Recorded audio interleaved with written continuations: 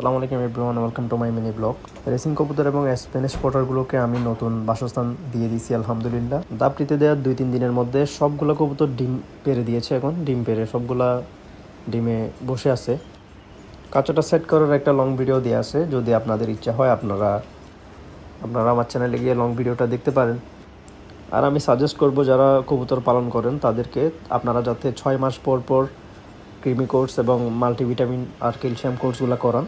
এগুলো করানোর ফলে হবে কি, আপনার কবুতর মোটা তাজা থাকবে, কোনো ধরনের শোকাবে না, আর ব্রিডিংয়ের জন্য অনেক উপকারে আসে এই কোর্সগুলো।